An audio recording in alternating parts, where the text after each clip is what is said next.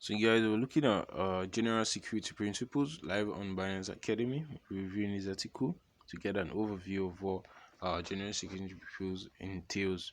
So cryptocurrencies have brought lots of exciting possibilities, but they are also full of risks and dangers for the inexperienced. So you need to follow these three main security principles outlined below to mitigate some of the risks associated with using, holding, and trading cryptocurrencies. One of them being maintaining your privacy. So, thanks to the nature of internet, information can propagate very quickly, sometimes in the undesirable directions. There are plenty of people with malicious intent employing referral tactics in an attempt to steal your cryptocurrencies. The most threats and attacks are typically broadly targeted and work as a net, trying to catch everyone gullible and distracted enough. So it is recommended, however, to consider the risks of boasting about your successful trading rallies, uh, not to share your previously used addresses, to be careful mentioning your balances, to avoid sharing information which is connected to your offline identity, to use encrypted communication channels. You need to think long term. So those few satoshis on your addresses can be worth significantly more in the years to come. So protect yourself. You see, users of both the traditional banking system and cryptocurrencies are often victims of similar scams and frauds.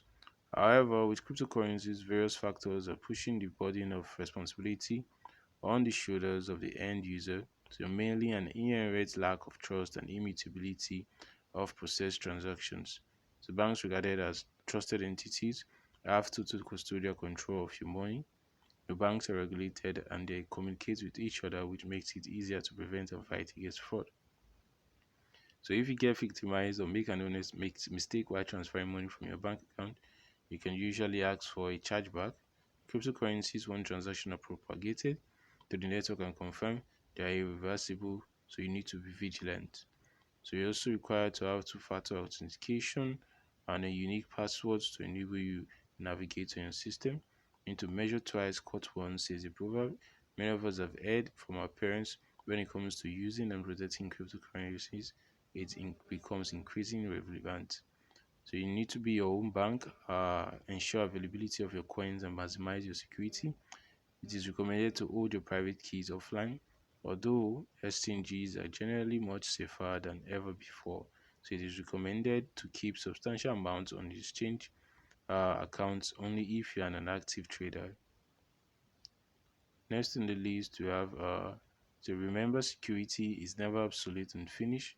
So you need to take your time to update your knowledge base from time to time and check your potentially weak points on a regular basis.